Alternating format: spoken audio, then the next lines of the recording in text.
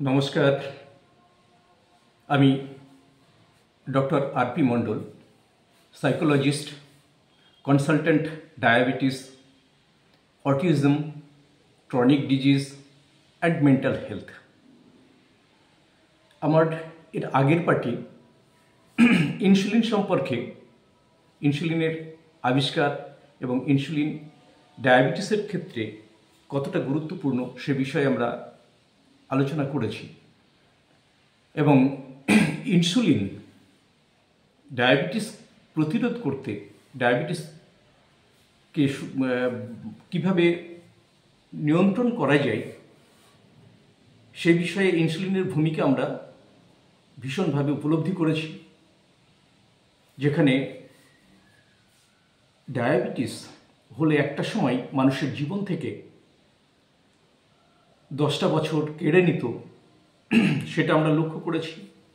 এখন কিন্তু এই ইনসুলিন আবিষ্কারের ফলে ডায়াবেটিস নিয়েও একটা মানুষ সুস্থ স্বাভাবিকভাবে জীবনযাপন করতে পারে, সেটা আমরা দেখছি।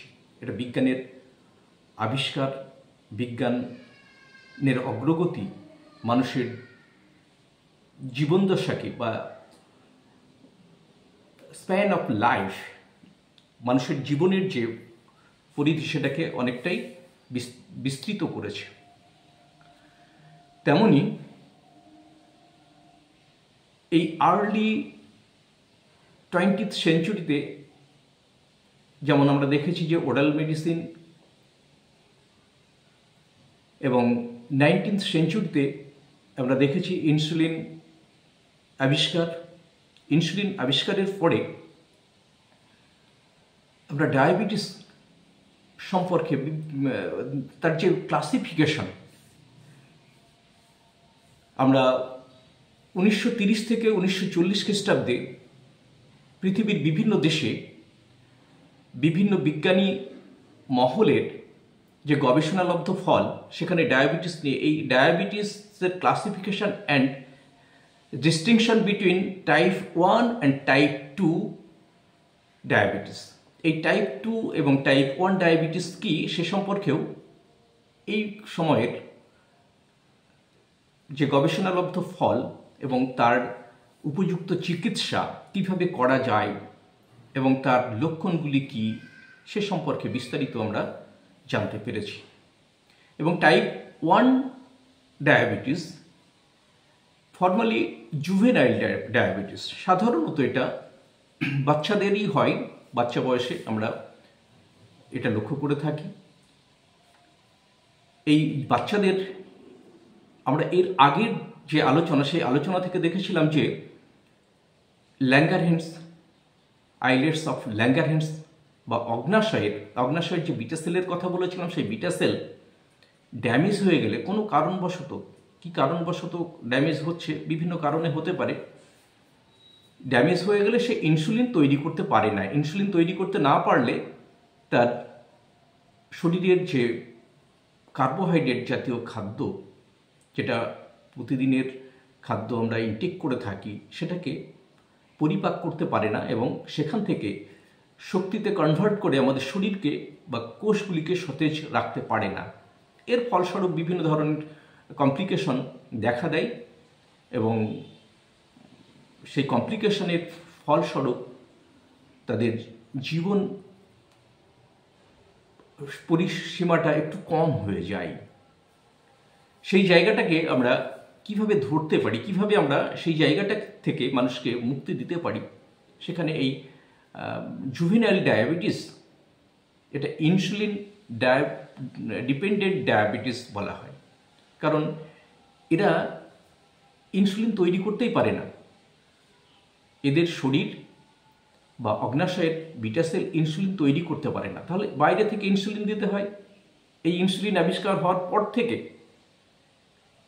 এই সমস্ত শিশুদের ডায়াবেটিস নিয়ন্ত্রণের জন্য ইনসুলিন প্রয়োগ করা যায়, ইনসুলিন ইনজেক্ট করা যায়, তাহলে সেই শিশুটি স্বাভাবিকভাবে তার পরিপাক ক্রিয়াটা সম্পূর্ণ করতে পারে এবং ডায়াবেটিসকে নিয়ন্ত্রণে রাখতে পারে এবং ডায়াবেটিসের যে কমপ্লিকেশন, সে কমপ্লিকেশন থেকে নিজেকে দূরে রাখতে পারে। এই হচ্ছে টাইপ 1 ডায়াবেটিস। সাধারণত এটা বাচ্চাদের হয়ে থাকে। এবং টাইপ 2 ডায়াবেটিস, টাইপ 2 ডায়াবেটিস হচ্ছে এটা ফর্মালি অ্যাডাল্ট অনসেট ডায়াবেটিস, অ্যাডাল্টদের ঘটে থাকে। যদিও আমরা এই টাইপ 2 ডায়াবেটিস 30 থেকে 40-50 বছরের মধ্যে এগুলা এই টাইপ 2 ডায়াবেটিসকে হতে দেখা যায়, তবে এখন বর্তমান যুগে এই টাইপ 2 ডায়াবেটিস অল্প বয়সে হচ্ছে। আমি নিজে 25 বছরের একটা ছেলের টাইপ 2 ডায়াবেটিস দেখেছি। এবং টাইপ 2 ডায়াবেটিস এখন আর বয়স বলা যায় না। এটা কেন আগে ঘটছে টাইপ 2 ডায়াবেটিস, এ নিয়ে গবেষণা চলছে। এ সম্পর্কে বিস্তারিত আলোচনা আমরা পরবর্তী সময়ে যখন চিকিৎসা নিয়ে করব তখন আমরা এর আলোচনা করব। কোন ডায়াবেটিস কীভাবে তার চিকিৎসা দেওয়া হয়, কিভাবে তার প্রতিরোধ করা হয়, কিভাবে তার খাদ্য খাবার বা অন্যান্য যে সমস্যাগুলি তার প্রতিরোধের জন্য কি কি ব্যবস্থা গ্রহণ করা যায়, তার লক্ষণগুলি কি থাকে ইত্যাদি বিস্তারিত আমরা আলোচনা করব পরবর্তী সময়ে। তবে টাইপ 2 ডায়াবেটিসের ক্ষেত্রে এটা আমরা বলতে গেলে বলবো যে এটা কি, এর ক্যারেক্টারটা কি, ক্যারেক্টারাইজড বাই ইনসুলিন রেজিস্ট্যান্স। এই ইনসুলিন রেজিস্ট্যান্স কি? আমরা জানি যে প্যানক্রিয়াসের বিটা সেল আমাদের ইনসুলিন তৈরি করে। এই ইনসুলিন তৈরি করে আমাদের খাদ্যের সঙ্গে মেশে ডিওডেনামে এসে, এই ডিওডেনামে এসে ওই দিক থেকে তোমার ওই বাইল ডাক্ট লিভার থেকে তৈরি হয়ে গল ব্লাডারে এসে সঞ্চিত থাকে, সেখান থেকে বাইল এবং প্যানক্রিয়াস থেকে ইনসুলিন এসে ডিওডেনামে এই খাদ্যের সঙ্গে মেশে এবং খাদ্য থেকে খাদ্যের পরিপাকের মাধ্যমে খাদ্যের যে সার বস্তু, যেখানে গ্লুকোজ তৈরি করা হয়, গ্লুকোজ এবং ফল থেকে ফ্রুক্টোজ হয়ে গ্লাইকোজেন রূপে আমাদের লিভারে সঞ্চিত থাকে এবং সেই লিভার থেকে শক্তিতে কনভার্ট করে সমস্ত শরীরে কোষগুলিতে পৌঁছিয়ে দেয় রক্তের মাধ্যমে।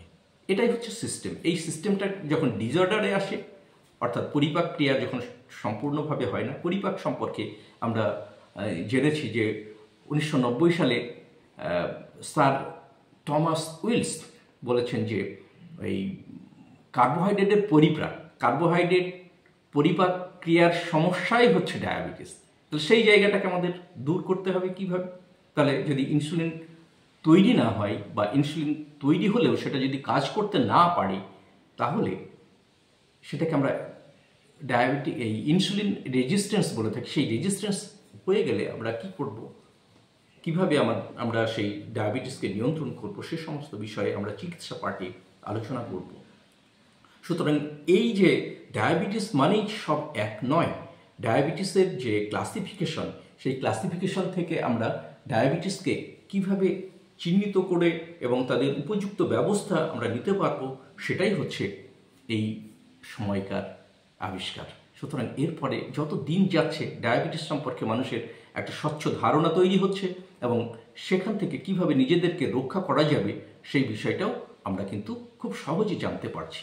তাই ডায়াবেটিক অ্যাওয়ারনেস জানতে গেলে ডায়াবেটিসটা কি, কেন হচ্ছে, কি কারণে হচ্ছে, সে সমস্ত বিষয়গুলি সম্পর্কে আমাদের অ্যাওয়ার থাকতে হবে, সচেতন থাকতে হবে, সচেতন করতে হবে। ডায়াবেটিসকে আমরা ভয় পাবো না, ডায়াবেটিসকে জয় করব, এই মন্ত্র নিয়েই আমাদের চলতে হবে। আবারও আমি বলছি, আমার চ্যানেলটি আপনারা একটু সাবস্ক্রাইব করে দেবেন, একটা লাইক করবেন, তাহলে আমি ভিডিও আপলোড করলে আপনাদের কাছে খুব সহজে পৌঁছে যাবে। কমেন্ট করবেন, যদি কিছু জানার থাকে কমেন্ট করবেন, আমি সেই জায়গাগুলিকে ভিডিওর মাধ্যমে আপনাদের কাছে তুলে ধরার চেষ্টা করব। ধন্যবাদ, ভালো থাকবেন, নমস্কার।